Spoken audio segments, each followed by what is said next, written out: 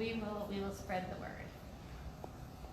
Perfect. And I apologize, I purchased a new slide advancer, and apparently it's too new for the computer I have, which is not quite new, so they are not compatible.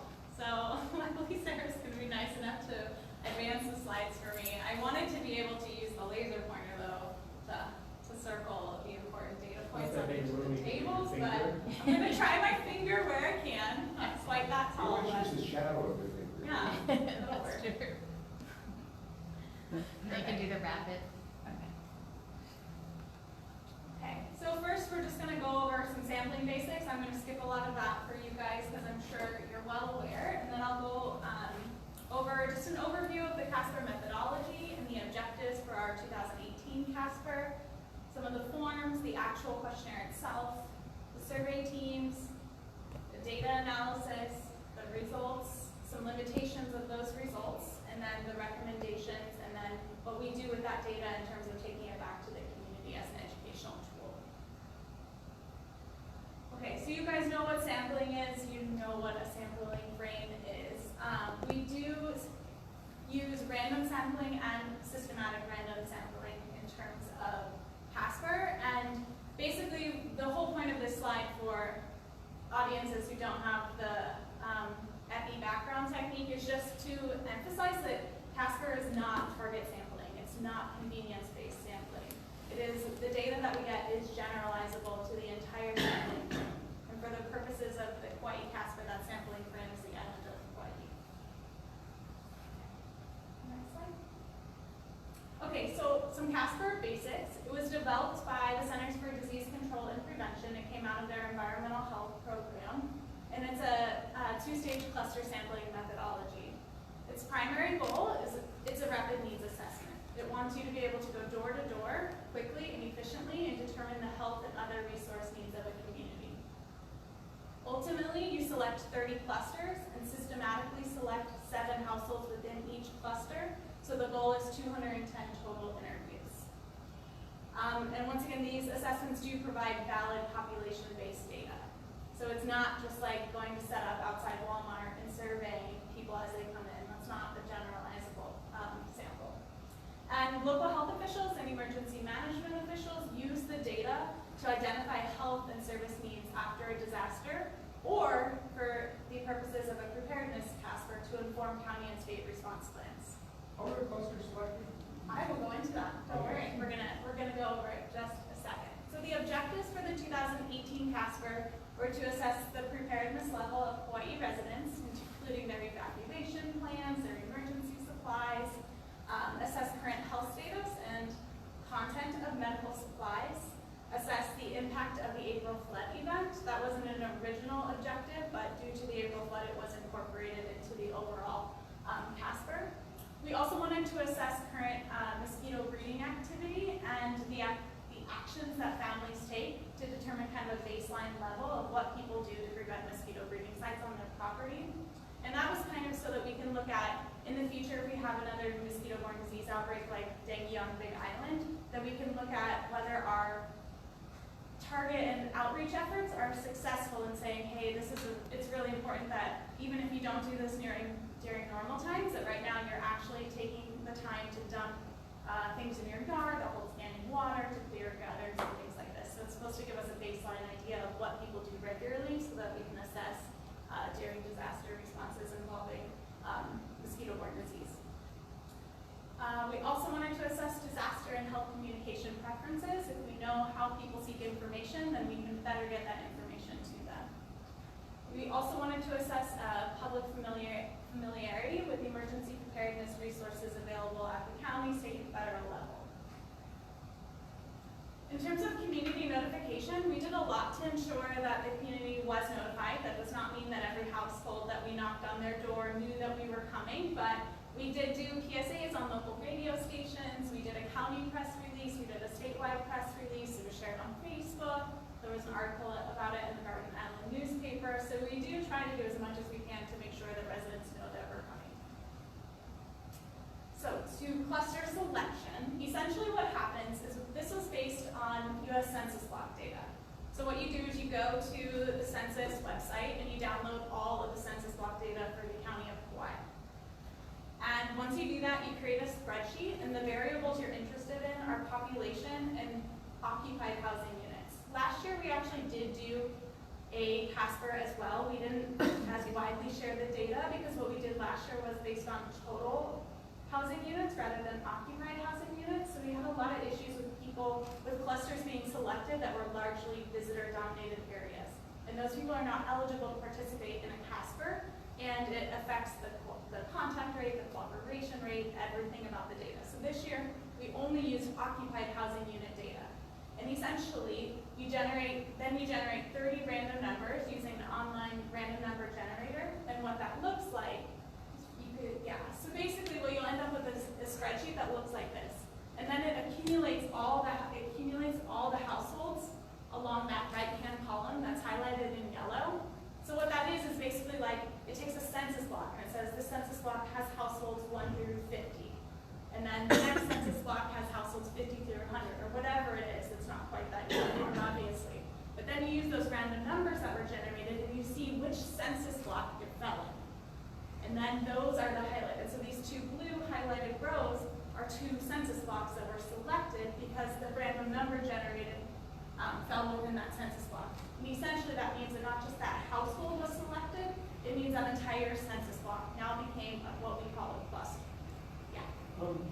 If you're going to get to this, fine, but it occurred to me that visitors tend to need services differently than residents, and particularly at the beginning of a crisis, and drain down resources more than perhaps residents do during that period. What does leaving them out of the picture do to your data? So a CASPER can really only assess resident preparedness, because when you think of it, you could never generate a sampling frame that was representative of the entire visitor population.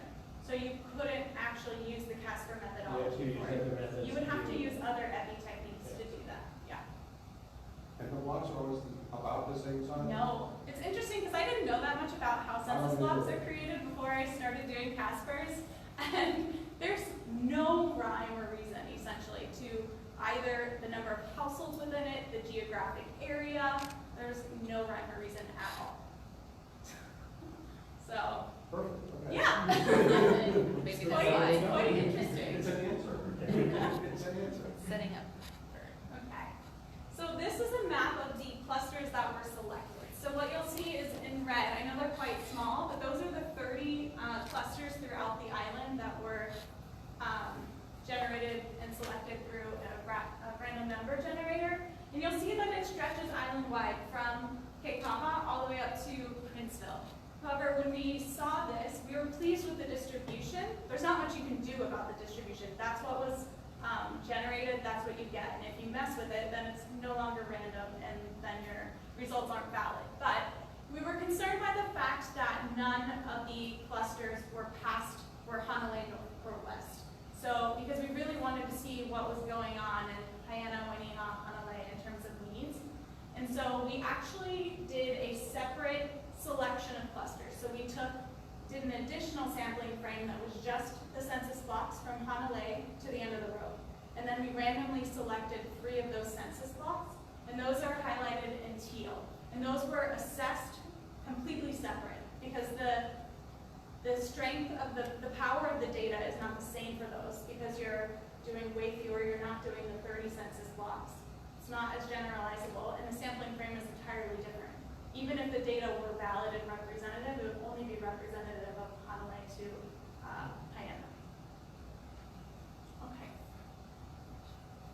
So this is kind of what you can use the census block website essentially to say, okay, this was the selected census block, and it'll generate a map for you. So it shows the outlines of each of the individual census blocks termed clusters that were selected. Those maps aren't always that easy to use, so for the teams that we actually send out into the field, we give them literally like 20 maps of each cluster so that from different viewpoints, from geographical ones, topographical ones, so that they can see, they can have an idea of exactly where they are. Because a lot of times the teams get out into the field and they don't have GPS, like there's no cell phone reception, so they really have to have good paper maps to be able to do it. And you'll notice that down here, it'll actually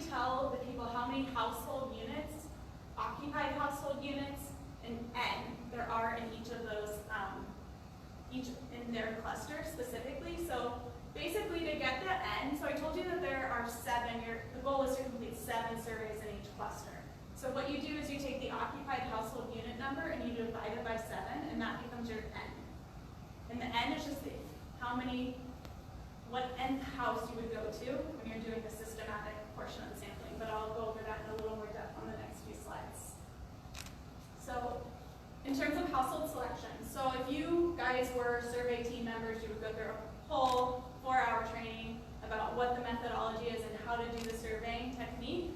But essentially you would be given your clusters, and some people wouldn't give you a random starting point. They would say, okay, navigate to your cluster, choose a random starting point, and then interview every nth house. But we tried to make it as easy as possible for our staff, so we actually select the random starting point. We allow them to navigate to that location. We give them their total housing count, because in some places you won't actually know how many housing units are in that location, so you would actually have to arrive, travel through the entire cluster, count the total number of houses, divide by 7 to get your N, but we take care of all of that for our teams and provide them with their N. And so basically what they do is they navigate to that random starting point, and then they either turn right or they turn left and start counting until they reach their first N. So if your N was, say, 8, you would arrive at your starting point and you would look to the closest house, either left or right or across the street, whatever makes sense to you.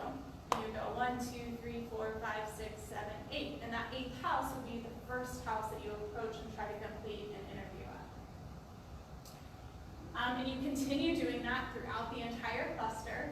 And by the end, you theoretically should have 7 surveys completed. If you don't, if you haven't even visited 7 homes, then you can continue back through the cluster in a different way, but you really should look at the map first to make sure you didn't miss a subsection of those homes. So if the 8th doesn't want to do it, you just go to the next house? So I'll go over that in just a second. There are pretty strict rules about replacement in terms of housing, because when you think about it, that cluster was randomly selected and that household was systematically selected, and that matters in terms of representativeness. So there are very strict rules, which I believe might be on the next slide. No. Okay, on the next slide this is just a graphical display of what I just said. So if this is your starting point, if I told you to navigate here, then you would this person looked to the left and counted 1, 2, 3, 4, 5, 6, 7, 8, arrived at that household, tried to complete an interview, went back down. And the way that you move through a cluster doesn't matter as long as you're doing it in a way that you're going to pass every single household, and that every household has a chance to be counted and potentially selected. Okay, so in terms of eligibility of household respondents, I already said that participants must live on islands. So this is about resident preparedness, and what we kind of said as a baseline, because there are a lot of people who spend part of the year here, come and go. So we kind of said as a rule that they have to spend at least 4 months a year. If someone's spending 4 months a year here, they really should be prepared for storms and other events that might happen while they're on island. One eligible household member will complete the survey. They have to be 18 or older, obviously.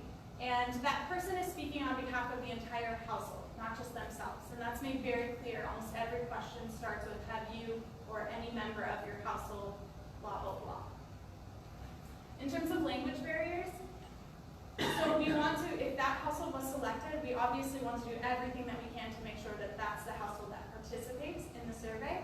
So our staff are basically advised that if there is a language barrier, but the person seems potentially willing to participate, to call us. We do have some translators for Department of Health, but we also have online capabilities and phone capabilities that we can use to try to complete that interview. So Google Translate? No, we don't use Google Translate. We have a contract with, I don't know what agency, but they do it for us. So in terms of household replacement, you can replace a household if there's no answer after 3 attempts. So if you knock on a door and no one answers, you still have to come back 2 more times, at least an hour apart, if not different. I prefer, if you went in the morning, that you should check in the afternoon, and then you should check early evening, because we really do want to sample that household. If the house appears vacant, then you can skip it. It's not eligible. Resident refuses an interview, that's fine. That household can be replaced. So you would just keep counting to your next N. And it means that probably by the time you get to the end of visiting the entire area through the cluster, that you're not going to have the 7 interviews, and so you're going to have to keep going. But you shouldn't land, most of the time you won't land on the same households again, because you won't end up back at the beginning counting house 1. You'll end up in a different place, so the ends will fall at different places. Also, if the person is not eligible for participation, so if it's a non-resident, if it's a tourist, that house can also be replaced. Because, like I said, so we use occupied housing unit data in terms of the selection of clusters. So that means that census block areas that are highly visitor dominant are less likely to have been selected. But it doesn't mean that they weren't selected necessarily. And it doesn't mean that there weren't blocks selected that also have visitors in them. So we try to minimize that as much as possible, but people will still knock on doors that are mainly visitors, and those households will have to be replaced. We also advise, so technically we are not soliciting. So if somebody has a no soliciting sign, we ask our survey teams to approach the household. If someone has a no trespassing sign, we are also not trespassing. We're on official state business. So we are allowed to approach a house that has a no trespassing sign as long as it's easy entry. Like if you have to open a gate and go around to knock on the door, that's not allowed. But if you can approach the door legally, then we do ask our survey teams to do that.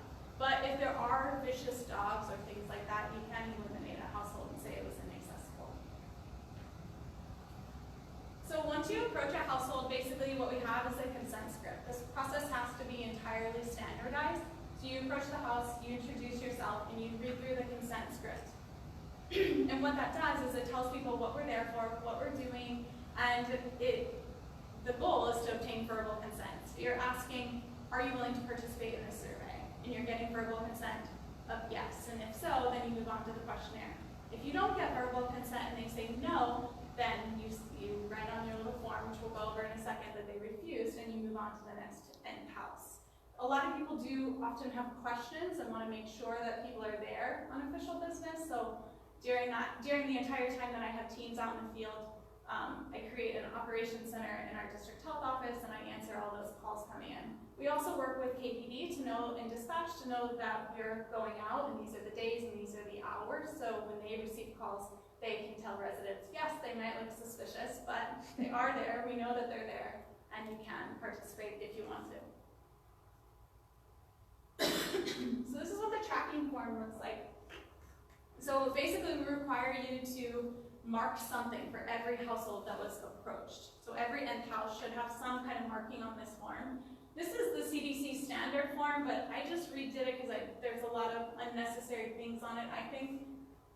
So basically, in the future, what I'll have people do is just answer here down. Was the door answered? Was it appears home but no answer, appears vacant, nobody home after first visit, second visit, third visit. So this is the form that we use to track all of our response rates. And it's also what you use. So basically when we obtain verbal consent, we're not required to obtain written consent because that would tie that individual back to the responses on their form. And CASPER isn't required to go through the IRB process because none of the data is trackable to the individual house that completed the survey. So we ask our teams not to write. So like if you have a house that nobody answered and you know you need to come back to it, a lot of people are like, well, how am I going to remember if I don't write down the address? So we ask them to describe it. In worst case scenario, we do have them go back, because sometimes you will have to write the address, because sometimes we have to send teams back that weren't the original team to make the first or second attempt at that household. So we'll have them write the address on the back, and then when they come back with the tracking form, I just take a copy of the front and I shred the original form. You got that through IRB? Yeah, we did. Mazel tov. And sometimes we do prepare our survey teams that they might come across events that require them to call 911 if it's an emergency, or they might come across issues that require referral services. So this is our general referral form, and it is confidential, and they just provide a summary of the need and operations, or I will take care of deciding who that should be referred to and following up on it. But in order to do this, the resident has to be willing to provide their address and contact information. So we do those referral forms for things like mental health issues and needs, flood-related needs on this round, mosquito assessments, and any other thing that might come up. So we have lots of slides about the various portions of the questionnaire. This is the beginning of it. It's basic household information and basic health status. Type of structure, rent or own, how many people, their age breakdowns, household pregnancy status, adults who do not speak English in the household, difficulty hearing, difficulty seeing, if anyone's participated in any of those trainings, health conditions, and then additional health needs. And we'll go through all of the specific data on this, so you can just move on to the thing. So this is evacuation plans and emergency supplies. So we ask about drinking water, non-perishable food, generators, first aid kits, what would prevent you from evacuating if asked to do so, what's your main barrier to putting together an emergency kit. It's quite detailed. We ask about whether people have pets, because we know that's a barrier to evacuation often, and it's definitely a huge barrier and I think a hurdle for us in terms of shelter planning and operations here on the island. Whether people have flood insurance, hurricane insurance. We asked about emotional distress related to the April flood or the ongoing eruption on the Big Island. And then impacts related to the flood, ongoing needs related to that if they were impacted, and where they went for information. We asked about communication preferences, main source of disaster information, main source of health information, whether they were aware of the change to from 7 to 14 days worth of supplies for all Hawaii residents, whether people are signed up to receive weather and disaster-related alerts, and usage of KEMA's, or Kauai Emergency Management Agency's website and the resources that are available there. I asked about mosquito breeding activity and actions that people do to prevent mosquito breeding around their homes.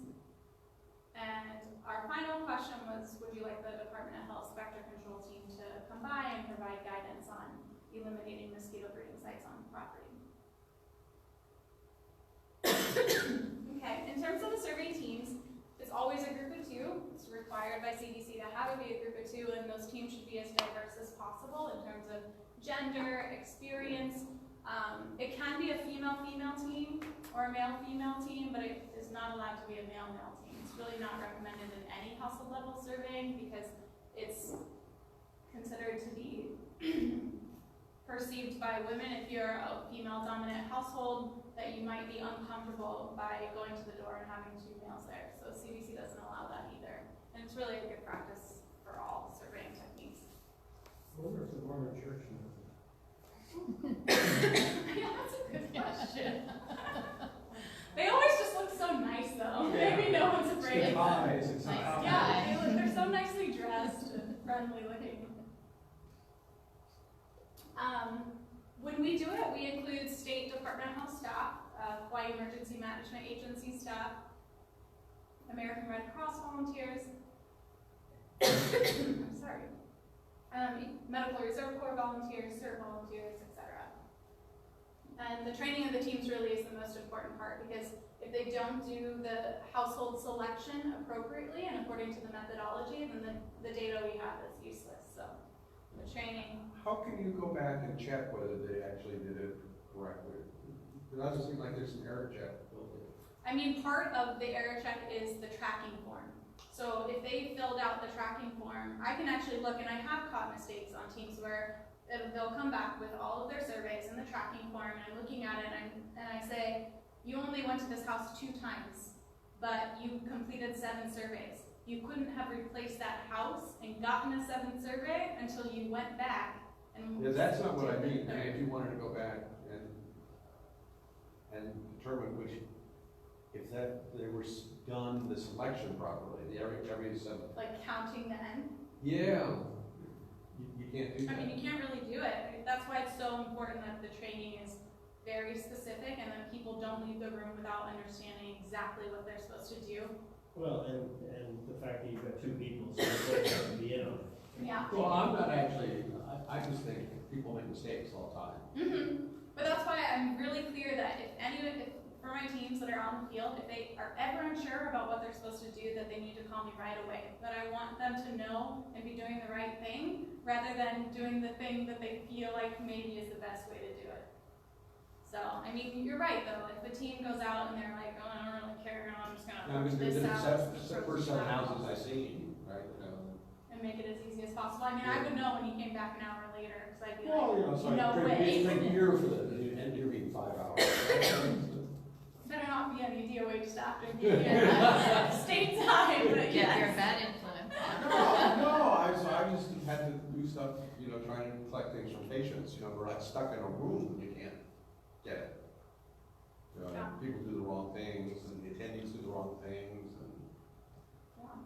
But it would be, I don't know what kind of safeguards you could put in place to follow. You'd have to follow every team and.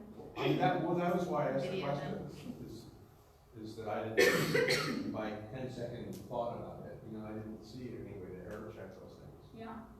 I mean, I guess that's why you just have to drill it home as to why the methodology is Except so to important. do a repeat survey on a different sample. Yeah, In the same and we track, do same want to class. do that and see if you get similar data to what Yeah. you received previously, or potentially increases, because you should be making changes based on the core data that you get. If people aren't prepared, then you should be doing more education and outreach to make sure Well, I that mean, they are. this is just, just to ask whether the data is actually right, not what you did with the data, but it was, it was your data collection. And so I mean- that's a resampling experiment, essentially. Yeah, if you did an entirely new selection Yeah, of yeah. clusters and redid it, yeah, you could. I mean, I'm sure that the CDC did that when they designed the They probably have a methodology, bigger because otherwise budget than they you. wouldn't have validated it.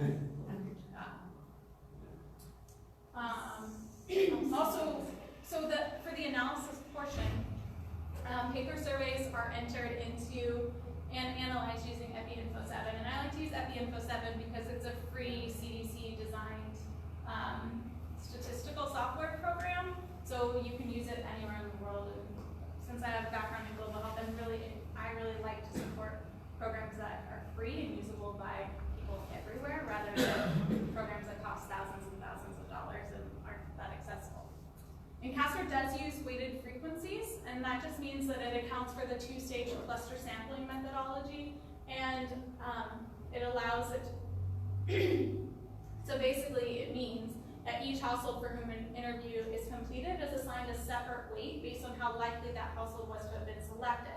So I told you that the goal was 7 surveys in each cluster, but that doesn't mean that you'll get 7 completed surveys in each cluster. And you wouldn't want to assign the same weight for a survey that was completed in, say you have a cluster that you only got 4 surveys in, but that data is then clumped together, and that survey would have more weight, theoretically, than a survey from a cluster that had 7 completed surveys.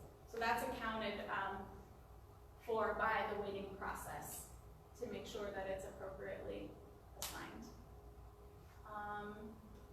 Next slide.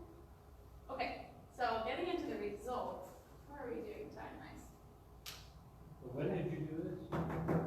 Oh, yeah, that's a good question. I wrote that out. So July 19th to the 21st. No, the 20th to the 22nd. Whatever the Friday or Sunday was. Wow, only 3 One days. weekend? Yeah, that's the goal. It has to be like a snapshot. It should never extend over a 4 to 5 day period. How many teams did you have? I had 15 teams the first day. I had 6 teams the second day and 4 teams the third day. Getting state workers to work on Saturday and Sunday is a very, very difficult task. I had to train my husband and take him along with me as a part of it, as a team member, so that we could actually finish in the required time frame. So when we looked at the data, in the traditional 30 clusters that were selected, survey teams attempted to contact 398 households. They spoke with a resident at 290 of those households and ultimately completed 190 interviews. In the flood clusters, those 3 additional clusters that we selected, survey teams attempted to contact 30 households, spoke with a resident at 17, and ultimately completed 13 interviews. And there's a couple of different response rates that are calculated for a CASPER. You have the completion rate, which just represents how many of the goal of 210 did you reach.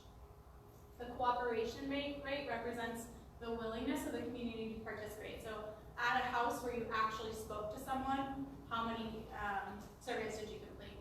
And then the third is the contact rate, and it includes households that you did not ever talk to anyone at. So that's always going to be the lowest. For the traditional clusters, that was 46%. For the flood clusters, it was 43%. But the completion rate was almost 91% for the traditional, almost 62% for the flood clusters. So it was pretty good response rates. And if you don't approach, I believe CDC's rules, if you don't reach 80% completion rate, then you can't really do anything with the data. Do you know whether getting 2/3 of the people agreeing to be surveyed? Is higher than normal? Or Yeah. I think that our numbers are a little bit higher than normal, but I expected our numbers to be much higher than normal because I find that people here are pretty willing to participate in things and if you ask them to do something, they're pretty willing to help. But we have a fair number of people who were unwilling to participate. So, people who are also uncomfortable because we make our teams wear a Department of Health vest that says a survey team member. It has our logo. They arrive in a state vehicle. So they're required to wear their ID on the front of their badge. I think that there are a fair number of households where just having those people approach the door is very frightening, and they're immediately like, absolutely not. Whatever you're asking, the answer is no. You're not doing contact tracing. Very true. That we are not. We're also not citing for illegal dwellings or septic systems, but it doesn't matter. Some people are unwilling. So for the results for the basic household information, most of the housing units visited were owner-occupied, 67%, single-family homes, 75%. So if you look at these tables throughout the rest of the slides, they're all done the same. So you have the frequency, which just represents the actual number of times that response was received. Then you have the percent of households, projected households, and that's based on the weighted number.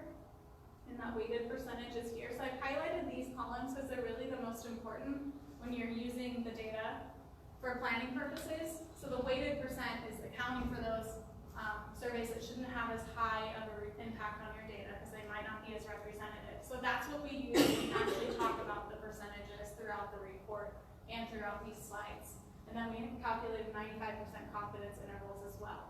And you'll see up here we have the standard clusters, and on the right it's always the additional flood zone clusters. And they're there for comparison's sake, so you can see the data side by side, but there are a lot of limitations to the flood zone data. In terms of pregnancy, as you can see, very few households, just over 2%, had a household member who was pregnant.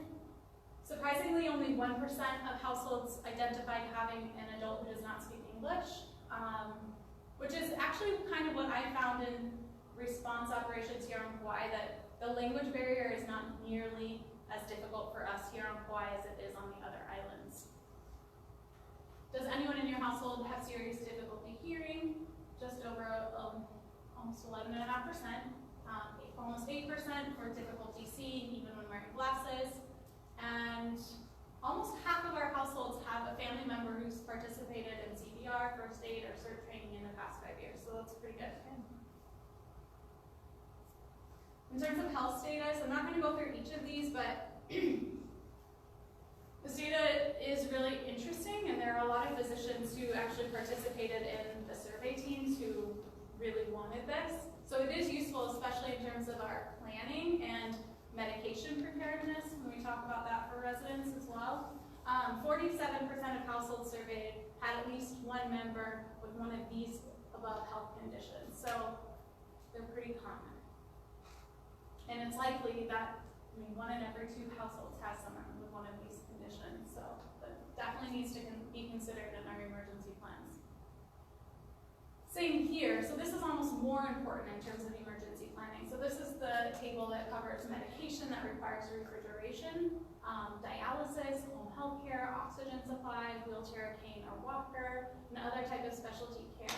So these are residents that are much harder for us to serve in community and public shelter. So we really have to, if we understand how many people we're talking about, then it makes it a lot easier for us to figure out the best solutions at the statewide planning level. Can you go back to Oh, yeah, sure. Oh, no worries. And 16% of households surveyed had a member with at least one of the above health needs. So more common than you would think. And especially in terms of medication that requires refrigeration or other electricity dependent durable medical equipment, that's a huge concern for us in shelter operations because we can't necessarily guarantee backup power capabilities. I'm surprised there's nobody on dialysis. Sorry? No one was on dialysis? So, you can go back for just a sec. Yeah, so you'll see that we did not capture anyone who had a household member who was on dialysis.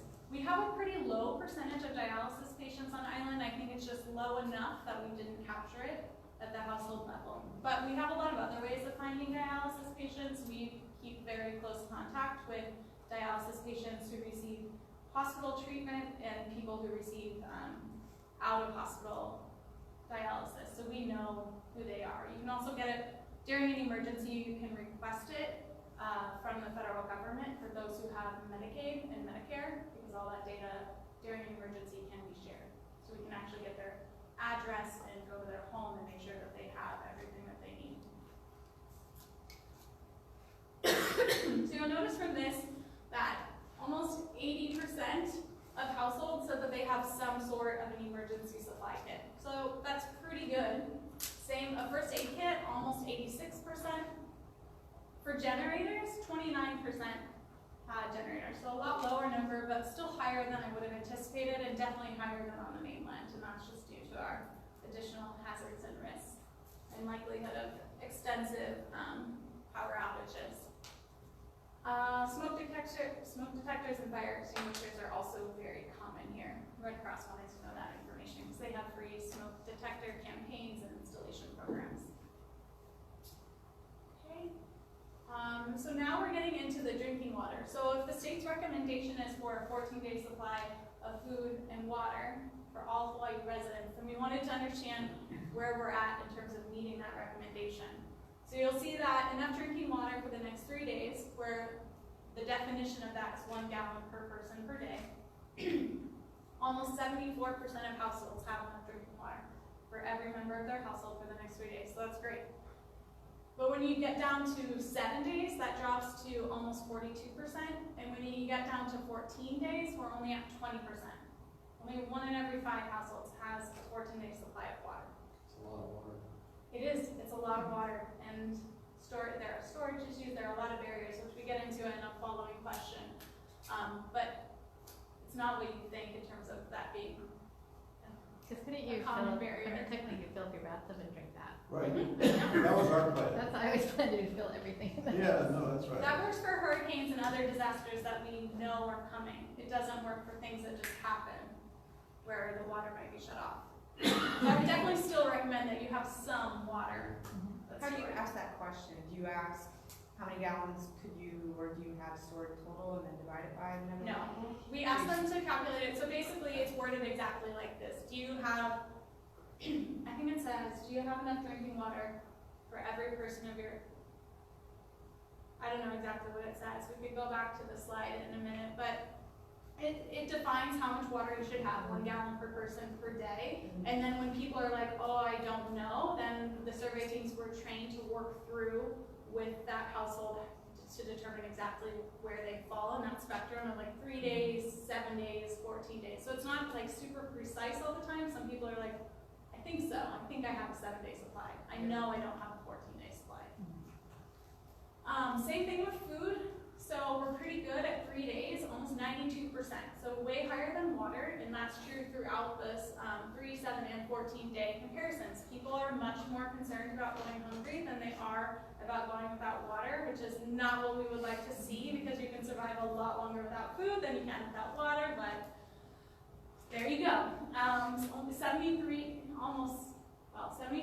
have enough for 7 days, and 41% have enough for 14 days. But when you look at households that have enough, a 14-day supply of food and water, you're only at 16% of Hawaii households. So we're not doing that well. And if you could just go back one sec.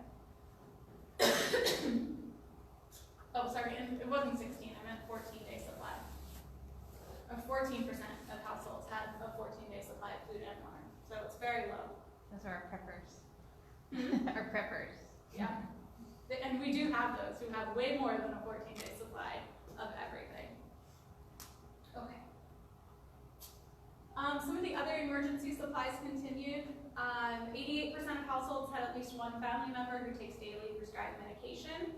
65% of those had the recommended 14-day supply. We really should move to a longer than 14-day recommended supply though.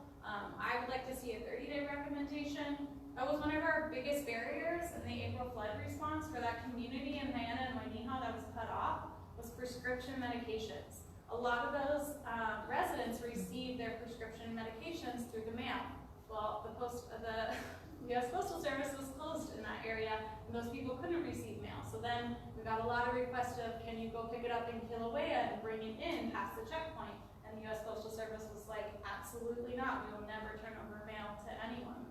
So we had to fill those prescriptions ourselves through a pharmacist, and it was a never-ending job. So we really need to push better medication supply stocks. So the 30-day requirement is going to be a problem for a lot of people because a lot of health plans only provide a 30-day supply of drugs. So there's a lot of federal work being done on that side. There is a recommended letter, like a template that you can fill out and send to your insurance provider that says, for emergency preparedness purposes, the federal government actually recommends that I have a 30-day supply. And that seems to be pretty effective for people I've talked to who have actually attempted to do it. For some drugs, it's never going to be allowed. Well, Just it's because- expensive. And drugs that die, right? You know, Right. That have short shelf That have life. short shelf lives, absolutely, yeah. So for some it's not possible, but for those there's a separate letter that can be done like right before. So if we have a storm approaching, like with Hurricane Lane, there are rules for insurance companies that they actually are required by law to allow you to fill in the event that this becomes a declared emergency. But this is steady state we're supposed to have. Right. So for some drugs it will work, for other drugs it won't work. But a lot of people just don't even try. They just go with whatever they have at the moment. It was like, well, my What drugs prescription- don't work? What kind of ailments? Well, people who are on psychosis medications, you're never going to be likely to get more than a 2-week supply. People if that. on opioids, they won't. Yeah. You won't. Yeah, because it's too easy. There's a lot of control measures in place to make sure that you don't get excess drugs like that. So you're never going to get past Yeah, those the barriers. refrigeration ones seem like a real bottleneck. Yeah, it's a big problem. So, I mean, if I took a medication that required refrigeration, I would absolutely have a backup generator.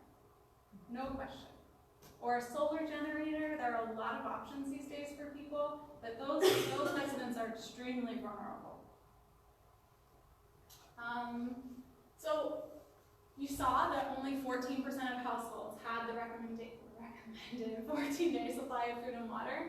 And yet, 83% of households reported believing that it was very important to have emergency supplies on hand for a disaster. So, why is there such a disconnect?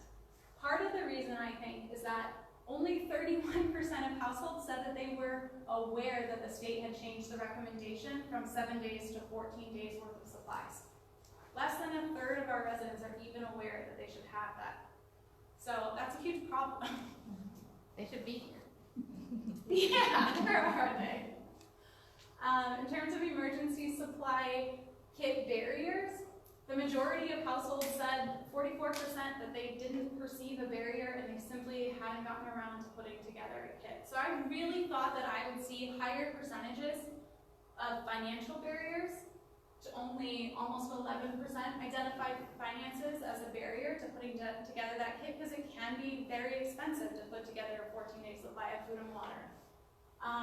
Storage space was the other thing that I really expected to be a major barrier, but only about 15% of households identified that as a barrier. Did anybody tell them that for family of 4, you're talking about 56 gallons of water for 15 days? They know, yeah.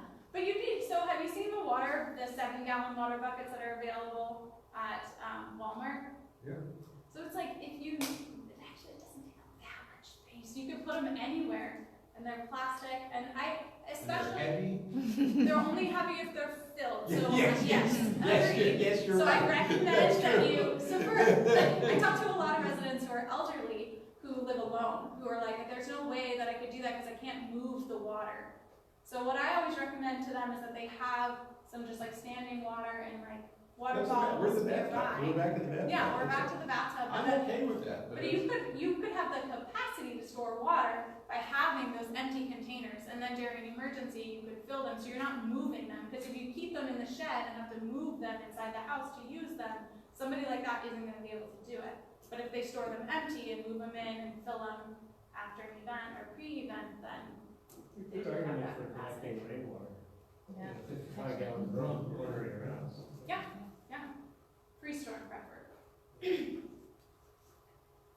Have you seen those books, this sort of genre of books where a photographer takes a picture of a person and all their possessions, or a person and all the food that it would take them, all the food they would eat in a year, Or 2 weeks. anyway, it's a sort of style. A few people have done books like that, and it's really effective in visual communication. Amount of stuff. I was just imagining you doing a show where you have the required amount, say a family of 4, and you can see all the food, you can see all the water, you can see all the prescriptions, and you discussing this for the public. Yeah. This is how much we're talking. That's a really good idea. Yeah, we do that. I do it for my office at the start of hurricane season every year. We do it for a family of 3, but I think a family of 4 would be better. But yeah, every year people, even though they saw it last year, are shocked by how much room it takes and how much water there really is and how much food it is. And the food is a lot more difficult to do because people have various food requirements, and what I might need for 14 days is very And 4 different. bags of rice, 4 bags of rice. I mean, that's fine. You can live on rice. Sure, for a For 2 while. weeks, you can live. without food for 2 weeks Yeah, too. that's right. But, Yeah. No, but that's a good idea. I would be I willing had to do an that. epiphany a while back, and I don't know if it's an important epiphany or not, but that if you put food in a plastic container, rats will eat your food because they'll eat the plastic container. I figured this out with pet food, so I've got a little emergency kit, but it's a galvanized iron container that the rats can't go. that'll be Yeah, well, I don't put it outside. Inside But only. that's a good point, I need to paint. I've seen the plastic rats eat through metal. Yeah. Some people also put it in, like the heavy duty trash bins the county provides. Those actually also make really good emergency kits because they're quite large and they're very mobile. You can drag them with you. Oh, yeah. So that's also a good They'll option. probably hold 35 or 40. For gallons of water. I actually put a big trash can in my Oh, shower. to be ready really to fill up. clean, ready to drink water out of there. Just get a water bin. Good idea with a straw. Yeah, don't put it outside. Do they even make water beds anymore? Sure they do. I'm sure. Okay, let's go to the next slide. In terms of evacuation plans, about 60% of households have an emergency communications plan. About 51% have a designated meeting place immediately outside their home or close by in their neighborhood. 43% have a designated meeting place outside your neighborhood in case you cannot return home. And a lot of people aren't really sure why they should have that, but if our cell phones go down or anything like that where it's really difficult to communicate with family, it's a good practice to have an idea of where you would meet if you can't meet at the house if something's happened to it. How many had that? Almost 43%. That seemed high. It's higher than I would have expected, and a lot of it's parents who have kids. Because in school, kids learn like, oh, I should have this, and they come home and they're like, Mom and Dad, what are we supposed to do for this? And then you're like, oh, I guess I better make a plan.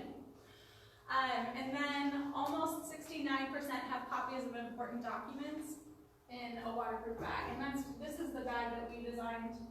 That we give out for outreach materials, so it's big enough for copies of all of your important documents. It even lists on the front what you should, as a general guideline, what you should have copies of in here. And this is actually the packet that we used.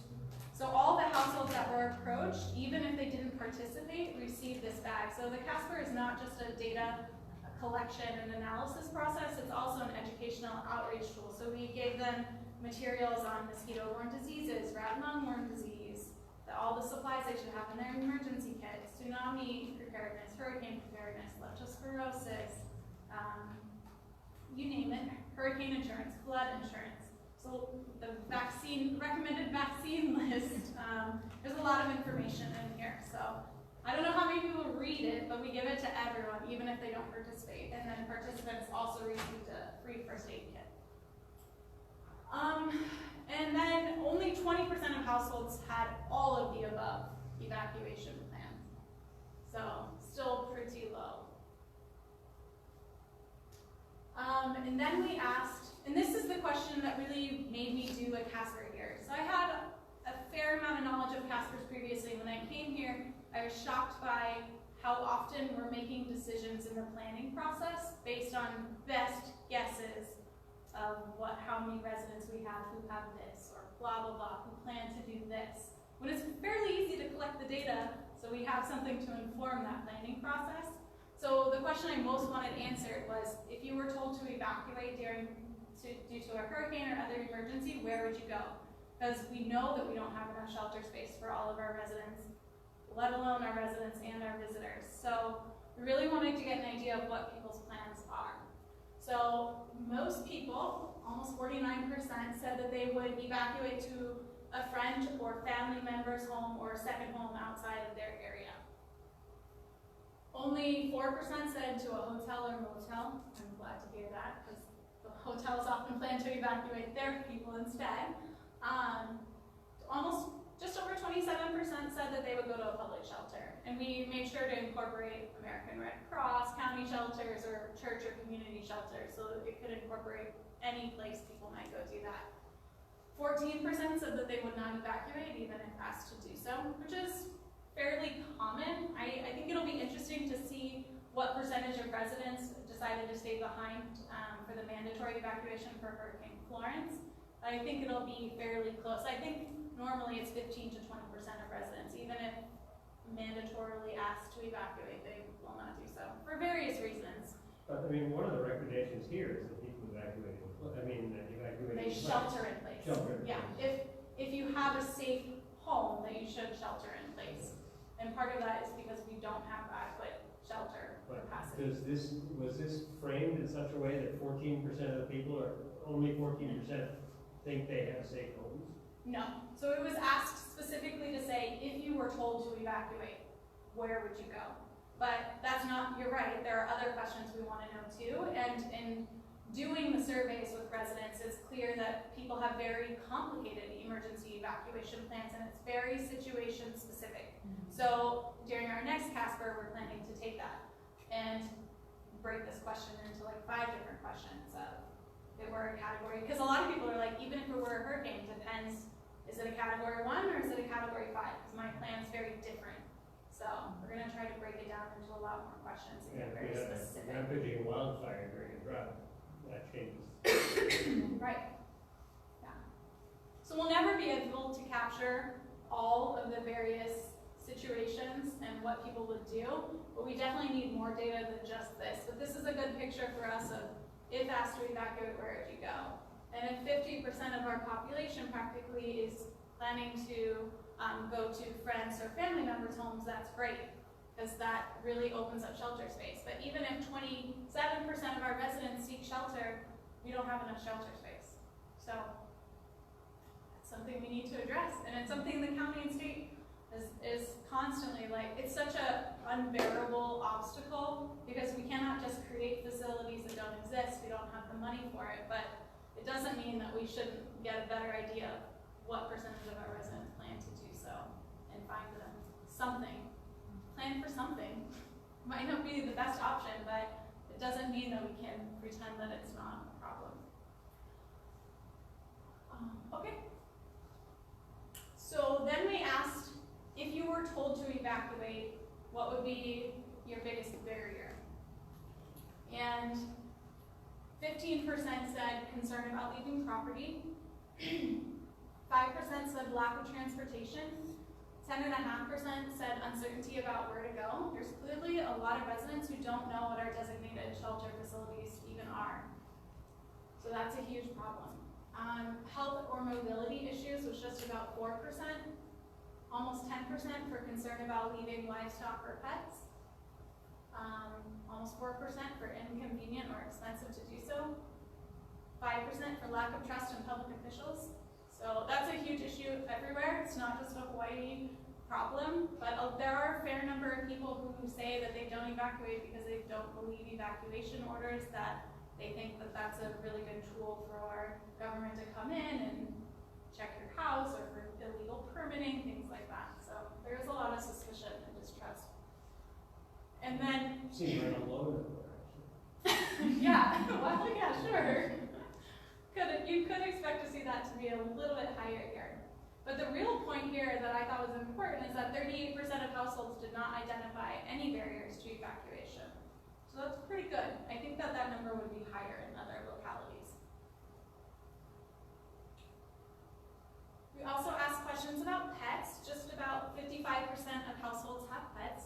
And almost 70% of those people plan to take their pets with them if asked to evacuate. And only about 70% of those people have supplies for their pets in their emergency kit. So I think it's fairly safe to assume that people will show up at shelters with their pets without any food or crates or anything to supply those pets. So that's going to be a huge problem for us on the shelter operation site. So if we already know that, then why don't we do more education about making sure people understand that they should be planning for their pets' needs during emergencies, and that if they come to a shelter, they need to have a crate for their pet, that they need to have food, they need to have medications, whatever that pet needs. Okay. So then we asked about communication sources and preferences. Have you or anyone in your household signed up to receive weather and other disaster-related alerts? Almost 62%. It's pretty good, but here where we have so many hazards, it really should be closer to 100%. I can't imagine not being signed up to receive weather alerts here. Yeah, except that we have a robust siren system. You've got if your TV's on, you're going to see an alert. So a lot of people may feel that they're being adequately. Yes, yeah. Absolutely. That's something we come across all the time in our outreach work. Yes, the state of Hawaii has one of the most robust, if not the most robust siren system in the world, but it does not cover and is not intended to cover everyone. There are a lot of areas that do not hear sirens just on Kauai. So it's very concerning to me that that's something they rely on, and you're not even guaranteed to be, like say your home has coverage, but you're not guaranteed to be at your home during an event that would require notification through the siren system. So you really should sign up to receive. Because flash flooding, they would never sound a siren. Well, a lot of people don't even know what the siren means. No. So like the Why normal is it siren tone Yeah. means, Tsunami is the same. it means, hey, we have a message that we want to communicate with you, and you need to go to the news or any other source of information to try to figure out what that message is. A lot of people think it's tsunami only, and it's not. It's an attention alert message. Have you used the Kauai Emergency Management Agency's website where you can access materials to better prepare your families for emergencies? Only 31%. So even though Kima's pretty well known because we have a lot of disasters on Kauai and they're sending out a lot of press releases, and the PIO office for the county is really good at sharing those on Facebook, people aren't going there and they're not utilizing the resources that are provided. And they're a small agency, so they don't have the staff necessary to do outreach in the community. That's why we try to support that outreach as much as possible. In terms of the main source of information regarding disaster or emergency events, about 29, so people were required to choose only one. About 29% said TV, almost 30% said automated call or message. About 8% said the internet, 11% said social media, 7% said mobile app, 14.5% said other, and 0.5% said don't know. We go to the next slide. Then we asked about the main source of health-related information. And most people, almost 73%, said a doctor, nurse, or clinic. Only 1.92% said the health department. So we are not where people go for information, and that's not likely to change during an emergency. During an emergency, people generally go to the sources that they're familiar with. So that means that the health department has to get a lot better about pushing out materials through physicians, through medical centers, so that people are getting that information from the sources that they're familiar with. Okay. So then we asked about mosquito activity. A majority of households, 62%, reported that a member had been bitten by mosquitoes in or around their property in the past 30 days. Among households where bites occurred, about 73% indicated that they occurred in the evening. So that was the most frequently reported time. Go to the next slide. We asked about repellent use. We had a lot of issues during the dengue outbreak on Big Island with repellent recommendations. People have a lot of very interesting beliefs about mosquito repellent, unfortunately, and they're very uncomfortable with using certain types of products, and that's a huge barrier. Like the ones that have been scientifically shown to work. Yeah, yes, those exactly. So that's a big problem for us. So we wanted to get an idea of what people generally use so that we can leverage that during an emergency, because we need to know that so that we can plan for it and make the best recommendations, or recommendations that are at least science-based, but within what might be acceptable to our population. Because if we're up there saying you need to be using DEET at least 20%, and that's our only recommendation, and we're speaking to residents who are like, there's not any chance that I'm going to use a 20% DEET product, then we're basically providing no recommendation, because it's not realistic and it's not going to be taken. So, as you can see, we have a lot of people who, this was a mark all that applied, so keep that in mind. These aren't percentages. A lot of people who said, we don't use repellent. So during a disease outbreak, like dengue, that might be different. So it'd be interesting to see how that might change during a disease response, especially if there was something like Zika, where the risks are understood to be a lot higher, especially for pregnant women and children. So I think that we would see differences there. But we can do a lot to promote repellents that are scientifically proven to be effective, but might be more acceptable to our population. So that's what we'll do with this data. Go to the next slide. So then we asked a lot of questions about mosquito breeding prevention activities. So in the past 30 days, have any of the following actions been done to prevent mosquito breeding around your home? Cleaned roof gutters, almost 23%. I had to change the survey very last minute to include a not applicable. I never realized how many homes in Hawaii don't actually have rain gutters. Yeah, lots. Yeah, so I did not know that, so that had to be changed very quickly. About 75% said that they dump or cover outdoor containers holding water within the past 30 days. That's higher than I believe it's likely to be. I think people feel like, oh yeah, I generally do that, but I doubt that they really do it regularly. And in order for it to be effective, you really need to do it once a week rather than in the past 30 days. But this does give us good baseline data to know what people do. About 85% kept screens or windows on doors and windows in good repair, no holes.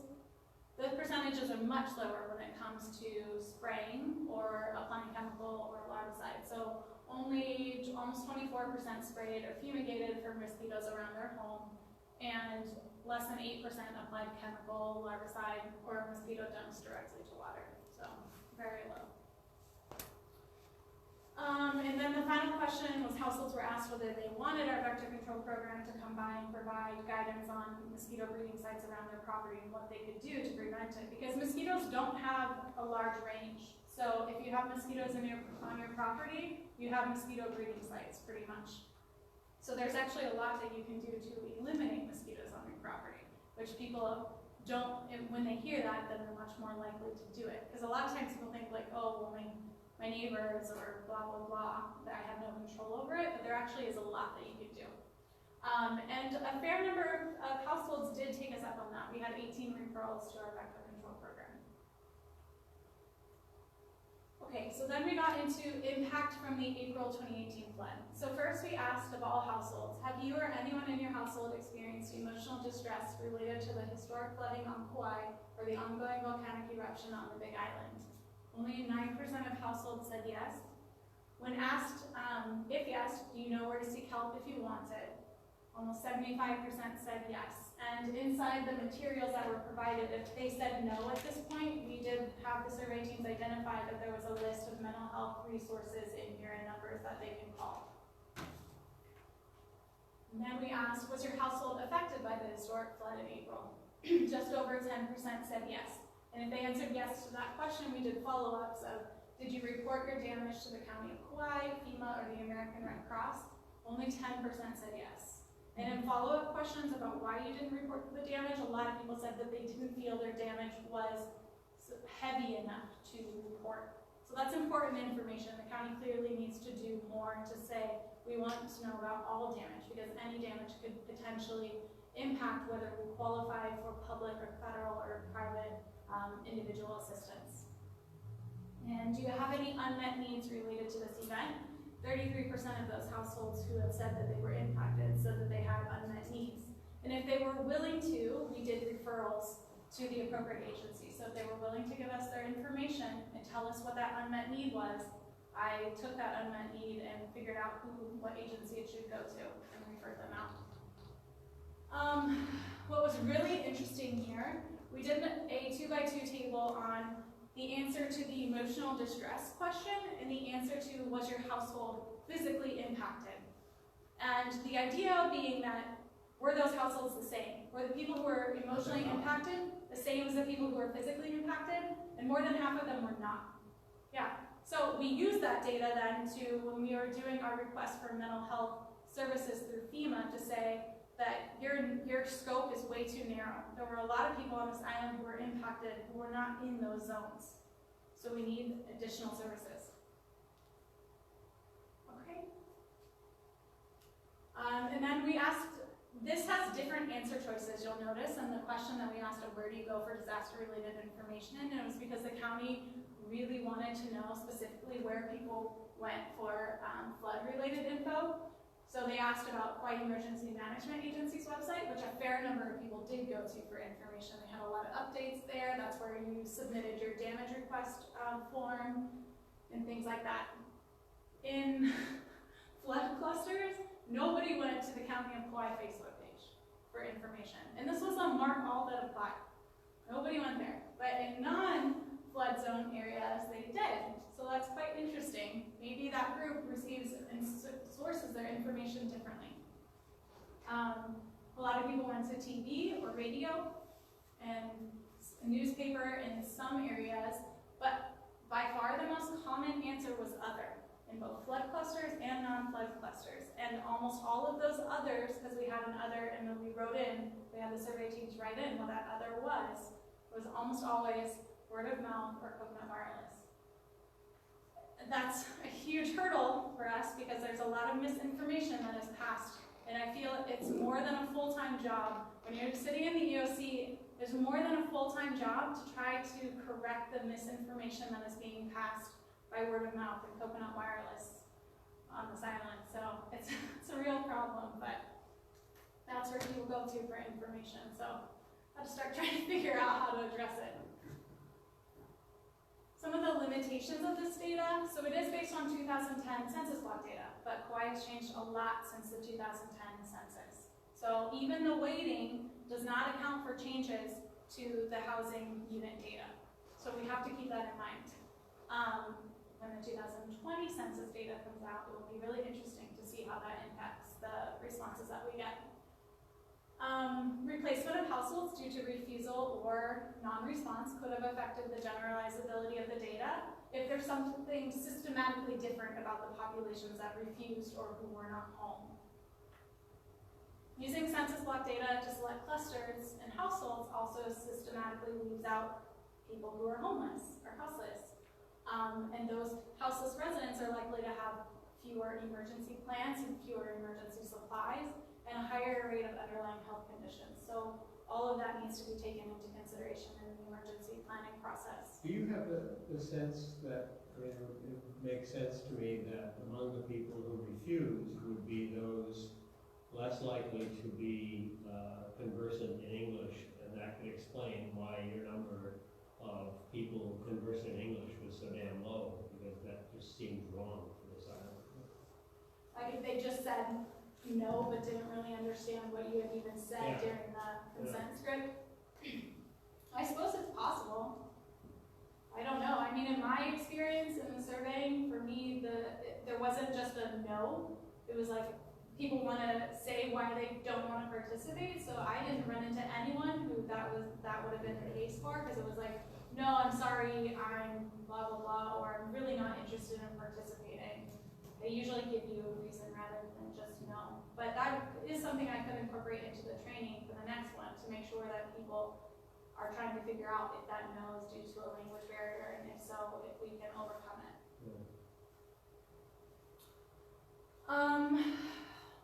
A limitation unique to the flood cluster data is that that's a modified CASPER sampling methodology. The data isn't as representative, the sample size is very small, so it's not as generalizable, and even if it were representative, it's only representative of that sampling frame, which was Honolulu to Hyanna. Yeah, all of those are really small data set sizes, right? Even the 210 goal. Yeah. But it's household level, so, and CDC has validated it multiple times that it's showing that it But is especially on the North Shore, there's not very many respondents. for the flood clusters. Yeah. Yes, yeah. Unique to the flood clusters, I think that sample size is so small that I'm not super comfortable with it. Yeah, that's why it's not, it's compared side by side just so you can see what we got out of it, I understand but why I you did feel it, the same way. And you think the variance on that is just going to be huge if you redid that with the new set, and that's, Absolutely. except that we all got flooded, right? Which of course is like 84% or something like that. Yeah. Real damage. And the teams that actually got sent out there, they said the ones that wanted to participate, they said were the people who were really irritated at their fellow neighbors who had nothing, who had no emergency supplies on hand, who hadn't thought about what they would do. So their responses were pretty much like, yes, I have that emergency plan. Yes, I have all these emergency supplies. But you know who doesn't is my neighbor, and they needed my help for everything during this response. So it was quite interesting. Another way that you don't actually have to use census block data, just FYI for CASPER purposes, you can also use GIS mapping. So if we had an event that impacted a larger area of the island, we could use GIS mapping to basically draw around that entire area, create our own sampling frame, create our own random selection of clusters then. And that's what we'll be looking at doing in the future, probably. I don't know if it plays a role, but it occurs to me that one of the things that was really different between the flood event and the hurricane event in 1992 was, and this goes to the communication issue and access to information and the citizens' coconut wireless and all of that, is the fact that in this situation, the mayor put the planning director in the community. And he had good information at all times, and people had ready access to him. In 1992, nothing like that happened, and both ends of the island, the far west end and the far north shore, both independently grew convinced that they were being ignored Excluded. because they had no information. Yeah. It cost the mayor her job. But it was, so I mean, that was one way to have dealt with that. Yeah. I thought the genius And that's was- part of why it was done, because there Yeah. was a lot of misinformation and requests coming into the EOC that were not based on actual needs on the ground and real issues that were going on, Yeah, so I that's why guess he sent him My out there. point is, it worked. It worked, and this is why when we asked the community from Hyanna and Wainiha to voluntarily evacuate pre-Hurricane Lane, we did it because we wanted to make sure people understood that all those resources that were sent during the April flood response are not going to be possible during an island-wide event, let alone a statewide event. We sent everything that we had there. I mean, the mayor is not going to be able to send his planning director out to each of the areas, there's only one of them. And so, yes, everything worked and we had the resources to deploy, but during a larger event, we just don't want to make sure that residents don't get used to that out there because those resources aren't necessarily going to be available.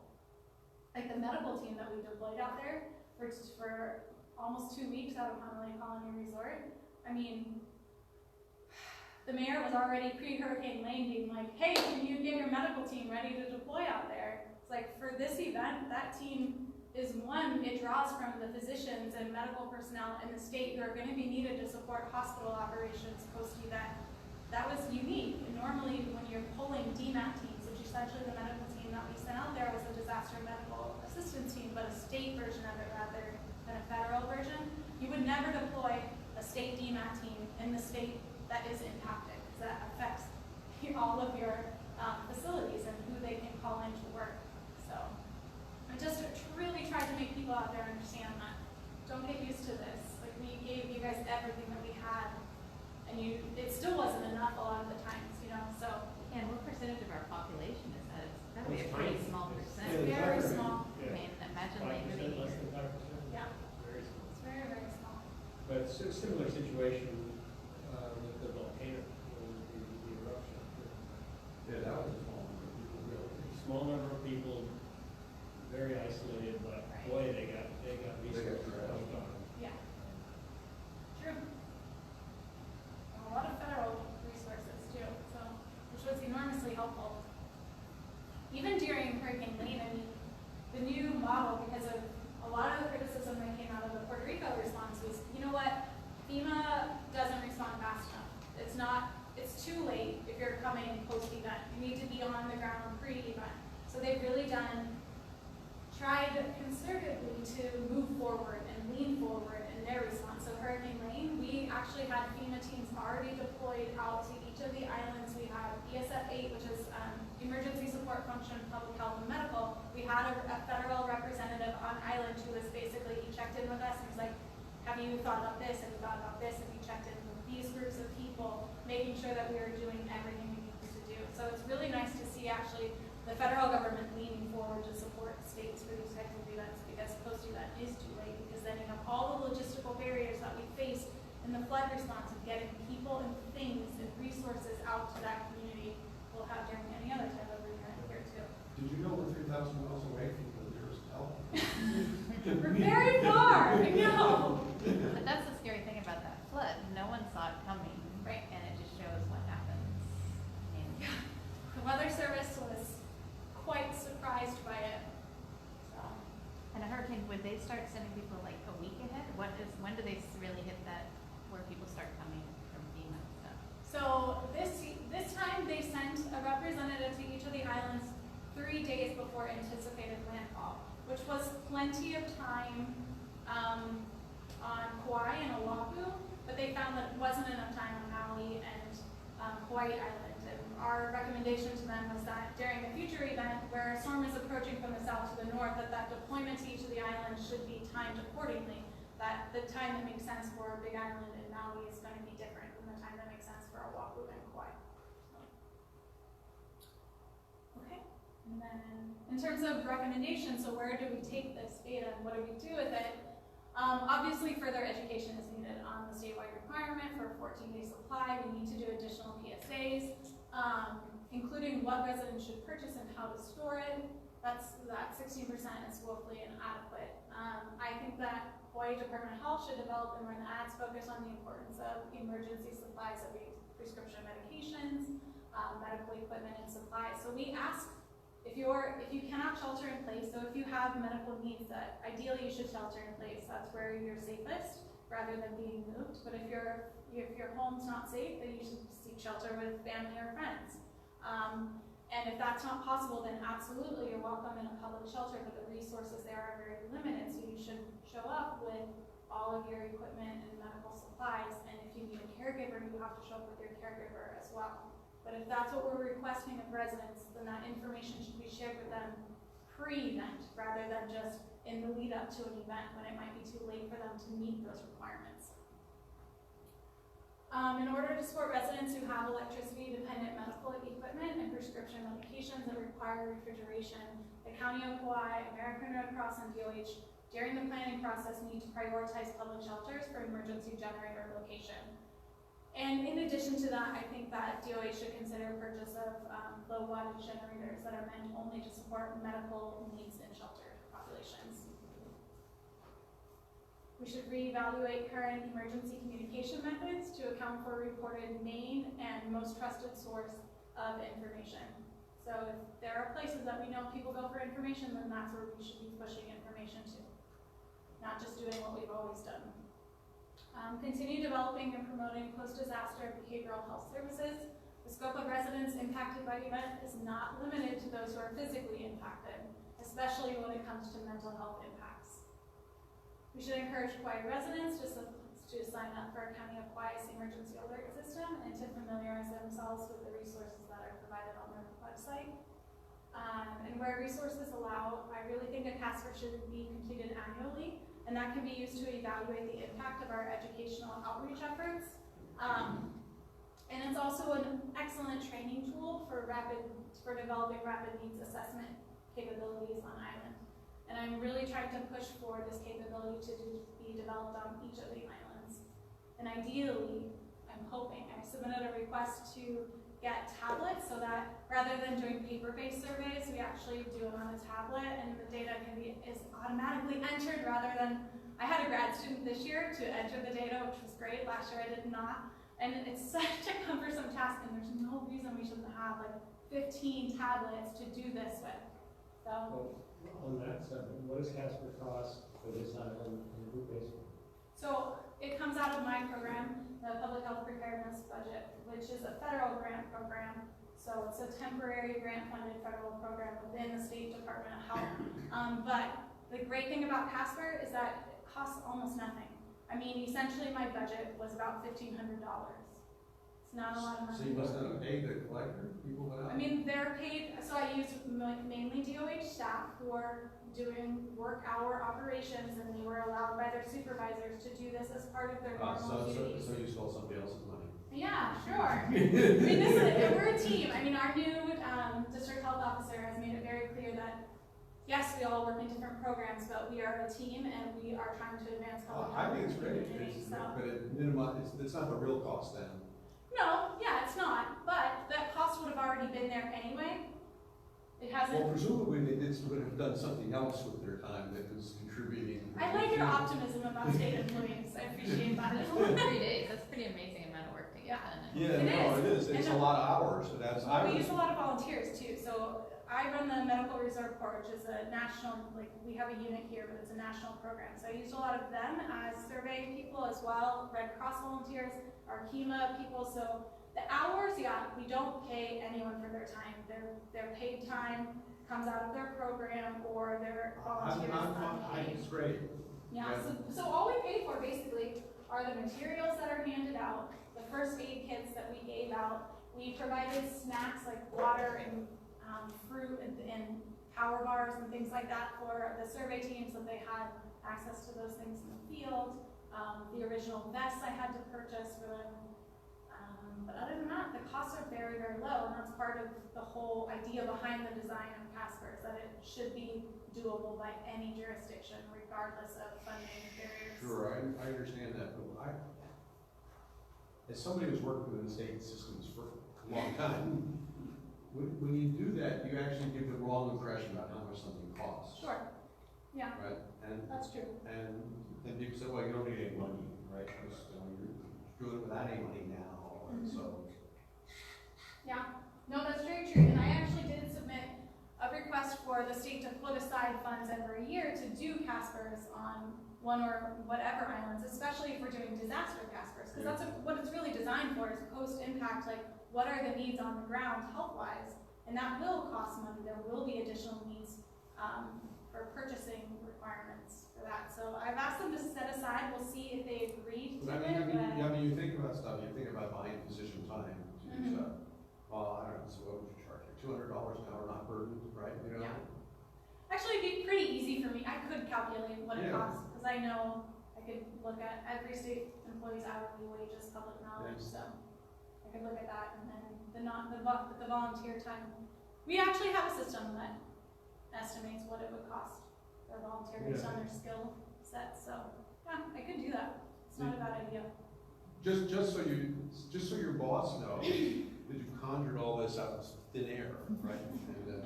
How much you save? Yeah, no, if you were really gonna pay for it to do it, this is what it would really cost to do it. Right. If you were gonna do this as a standalone program. I mean, I came across a jurisdiction, I believe in Colorado, that hires a contractor just to do the selection process of the clusters, and then all the training, and then the operations portion of sending teams out into the field, and then the write-up, and they charge over $30,000 just to do those operational things. Yeah, see, that was a number which I thought was more reasonable, you know, as opposed to 15. Yeah. But you do all that in-house, so. Right. They're already paying me, so they have to pay me anyway. So this is a really basic question, in fact, I don't know that I'm asking it properly, but what does CASPER refer to? Is that the questions to assess needs after a disaster, and or is it the methodology that you described? It's the methodology specifically. So CASPER stands for Community Assessment for Public Health Emergency Response. Don't ask me why it's CASPER instead of CAPER, which is what the acronym really should be based on the words, but it refers to the methodology. They do have a question bank that's like, if you're assessing this, here are some suggested questions, because ideally we should be working off of similar framings of questions, that way the data is comparable to other jurisdictions. So they do have a question bank, but overall CASPER refers to the methodology, and they have very strict rules for how you use the methodology, and CDC checks in with you, and you're not allowed to call it CASPER if you're not following that methodology very. CAPER sounds Arabic and CASPER is a friendly. I know. I wanted to make it sound a bit friendlier. Did the public health people on the other islands Come over. Excuse me? Come over and participate? No, did they actually do similar? I guess the question I have is, well, how comparable are these responses to Maui or They haven't done it. None of the other islands have done it. Oahu? Isn't that it? They Has did. it ever been done in the state before this? I did one last year here on yeah. Kauai.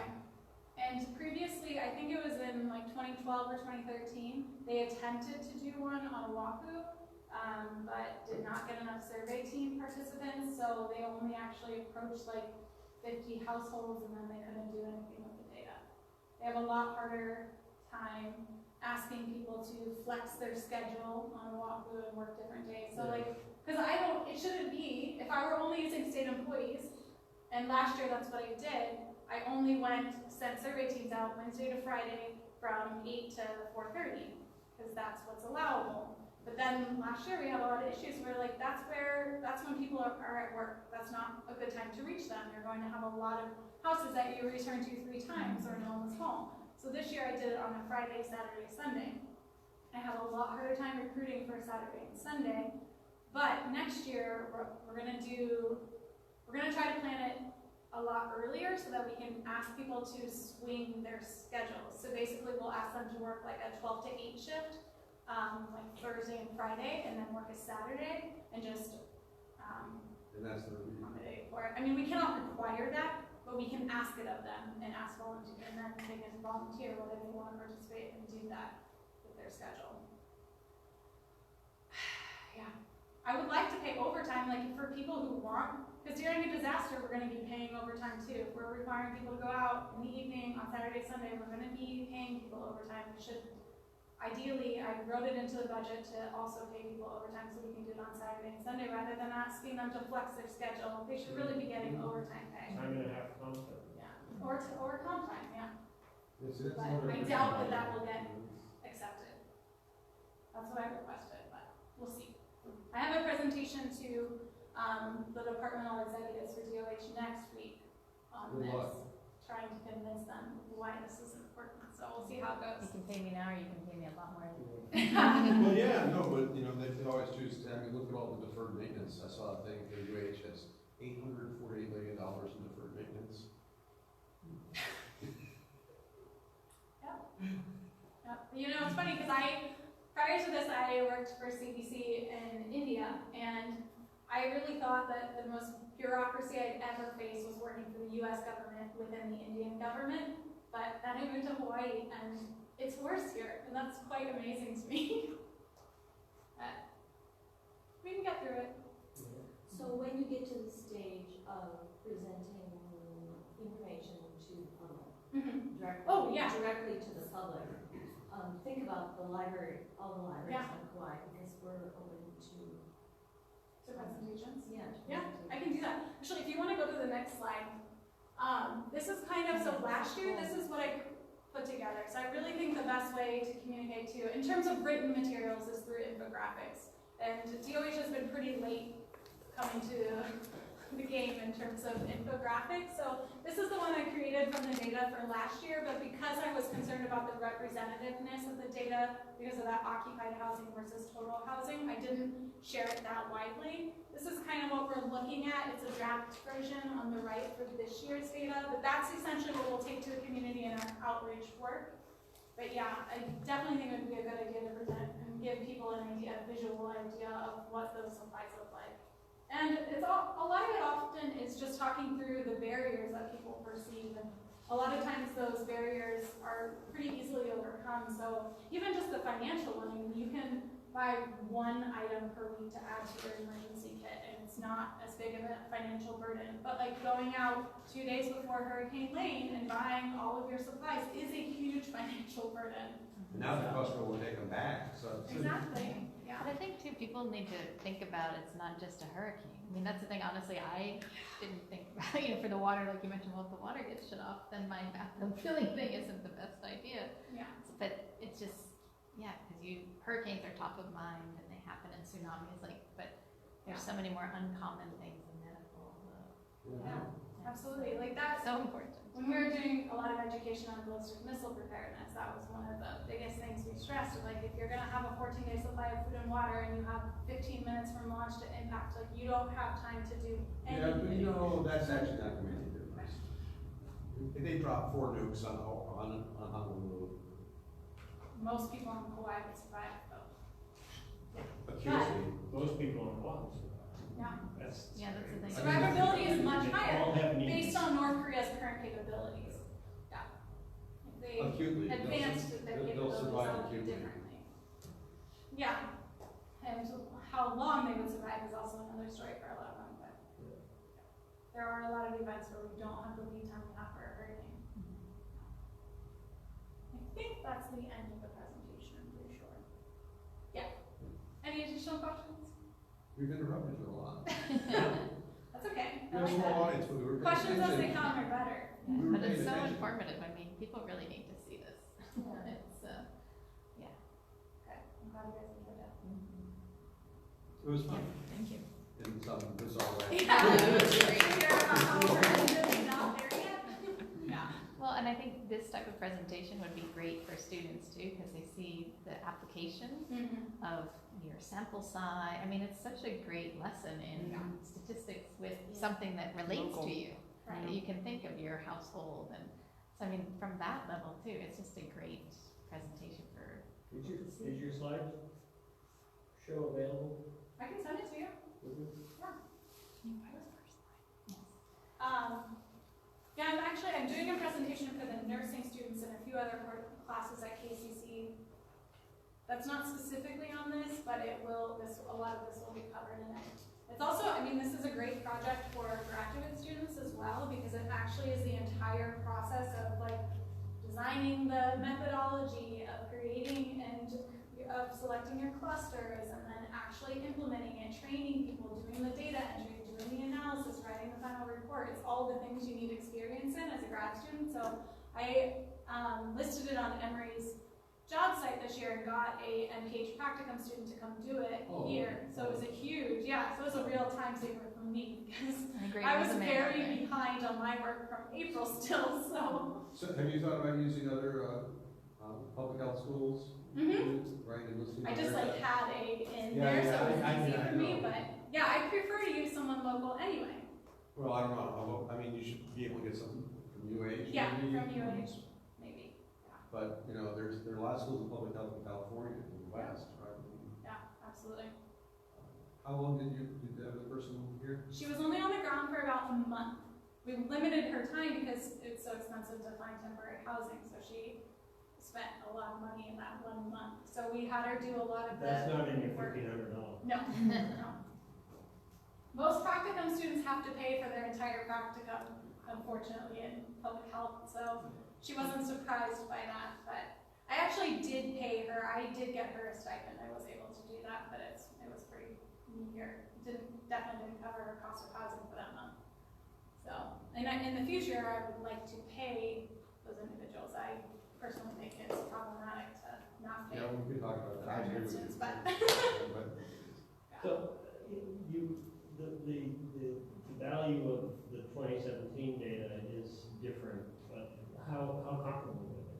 Pretty comparable. Yeah. Yeah, so for a lot of the percentages of things that we're really interested in, the data was pretty similar. Yeah. Yeah, which is good to see. I mean, it validates the methodology, yeah. And tells you your outreach. And tells you that we didn't get anywhere in here, That's but right, yeah. Your outreach. The good news is the data's the same. Yeah. Bad news is we the didn't data's the get same. it. Exactly. Exactly. Yeah, but in a year's time, it'd be hard to see a big budge. I don't know. Yeah, no, but I think after this year, Yeah, maybe. it's been You such didn't a good advertise budget. But behavior change is so hard. Yeah. You need an ad agency. I know. No, And it's that's marketing. something that state agencies are so bad at, is on materials and marketing, and that's what it is. But we No. don't hire the right people, and we're not willing to pay them the right It's amount of money to paying make them the right amount effective. of money. You think the data's enough, but that is But it's not. not. You have to present the data in a way that's appealing